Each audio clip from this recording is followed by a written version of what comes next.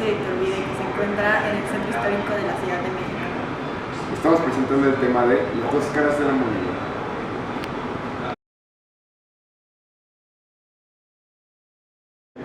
El 27 de septiembre de 1783 nació Agustín Cosme Damián de Iturbide y Aramburu, también conocido como Agustín Iturbide o Agustín I. El militar se convertiría en el primer emperador de México. Nacido en Valladolid, ahora conocido como Morelia por el nacimiento tiempo después de Morelos, se convertiría en el primer emperador de México, así dando inicio al primer imperio mexicano.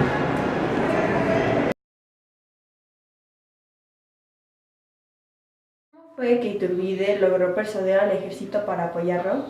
Bueno, como sabemos, Iturbide fue acusado, incluso se le quitó el mando del ejército por parte de Félix María Calleja cuando era virrey de la Nueva España, porque se le acusó de malversación de fondos, se le acusó y solo por sus intereses económicos, pero al final de cuentas Iturbide tenía algo en ventaja. Él era de aquí, él conocía el territorio de aquí, él nació en en Valladolid, que es la actual Morelia, y los convenció uno con ese argumento de que yo soy de aquí.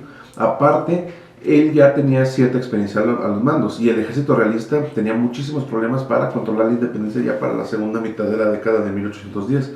Entonces, ahora sí, como dice un viejo adagio, ¿no? A casos desesperados, medidas desesperadas. Por eso Iturbide logró en cierta parte posicionarse de nuevo en el ejército, aun cuando ya Félix María Calleja le había quitado el mando. Iturbide vio la oportunidad de, digamos, recuperar un poco de lo que perdió al perder el mando. Entonces, en una situación, tal vez no ganar, pero sí para el ejército era, pues, necesito gente. Y aparte porque estaban enfrentando también a problemas de revueltas internas en la propia España. Entonces, no podían traer de gente de allá, tenías que utilizar gente de acá, aunque ya se le hubiera quitado alguna vez el mando.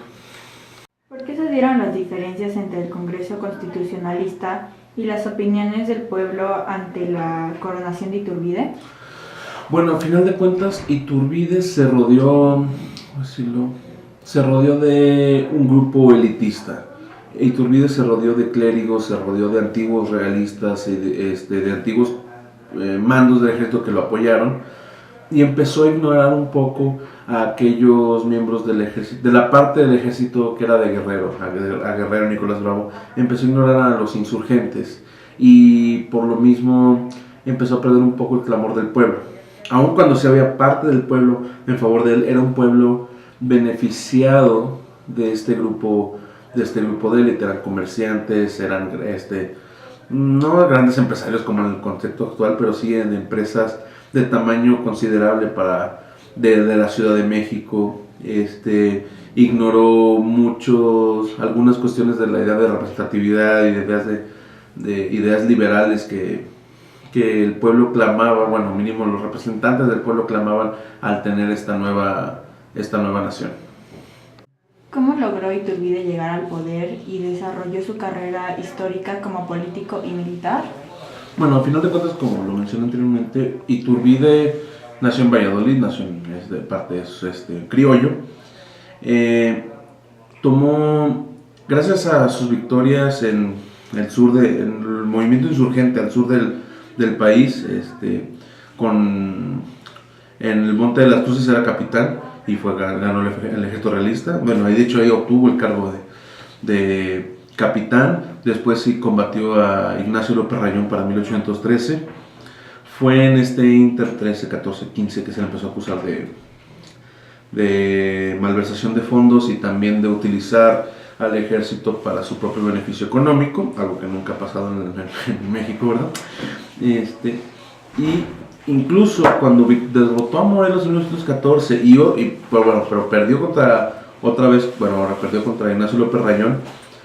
Pese a esa victoria frente al líder insurgente más importante del 14, que era Morelos, se le quitó ese mando del ejército por parte de Félix María Calleja.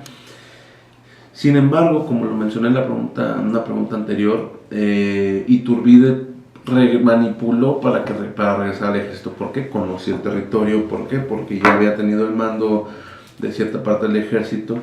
Cuando se le regresa, en lugar de derrotar por completo a Guerrero, a Nicolás Bravo, a Guadalupe Victoria, empieza a acercarse a ellos porque sabía que la independencia ya casi era, el movimiento independentista era inminente, que lograra su victoria y quería ver algún beneficio al respecto. Entonces se empezó a acercar, hicieron el plan de Iguala para crear el ejército de Garante, entraron a la Ciudad de México, como conocemos, el 27 de septiembre de 1810, y finalmente, aún así, Iturbide seguía teniendo un resentimiento hacia la corona española que le quitó su mando en 1820. Entonces Iturbide pues así logró su carrera militar. No voy a decir engaños, pero sí vamos a decir manipulación. Es luego engaños, pero se oye menos feo, ¿no? Y de ahí ya manipuló y puso un congreso constitucionalista a modo, un poder ejecutivo a modo para obtener el poder y ser nombrado emperador de México, porque al final de cuentas, aun cuando también estaba Nicolás Bravo, también cuando estaba Guadalupe Victoria y Vicente Guerrero, él fue al que se le reconoció el haber consumado la independencia, y pues eso tiene un poder ideológico y político muy importante. ¿Okay?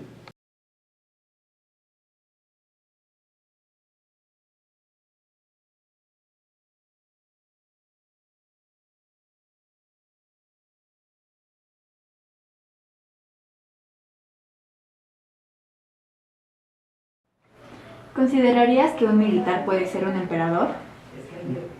Pues supongo que cualquier persona puede ser un emperador, pero en términos como políticos liberales, en general la idea es que los militares no tomen el poder, porque puede resultar contraproducente, puesto que el ejército le sería leal al militar y no al Estado, como debería ser correctamente. Entonces, que puede, sí, por supuesto, pero no creo que sea una buena idea. ¿Se podría considerar a Iturbide como un héroe nacional? Pues es una pregunta de maniquea, o sea, si entra en el mismo discurso de lo anterior, ¿no? Estaríamos suponiendo que Iturbide fue bueno o fue malo en esta visión como de cuento, ¿no? De el héroe, el villano, el aquello. En mi opinión, si te vas como a lo muy estricto, pues Agustín de Iturbide finalmente, en acuerdo, ¿no?, con Vicente Guerrero, es el que consigue la consumación de la independencia en tanto movimiento armado, en tanto lucha política, propone un proyecto político de nación, el cual nunca traiciona, ¿no? Volviendo a la pregunta de, ¿es un traidor? Pues no traiciona, él puso en el plan de Iguala, México es una monarquía, ¿no? Quería que fuera de Fernando VII no la quiso, pues bueno, Agustín de Iturbide, ¿no? Entonces en ese sentido hay, digamos, como congruencia en los actos de Agustín de Iturbide. Yo te diría que, pues por lo menos consecuente con sus ideas, si fue bueno o fue malo, es una evaluación subjetiva que normalmente no hacemos en los historiadores serios. ¿Por qué se intentó eliminar toda aportación hecha por Iturbide a la construcción de la historia de México?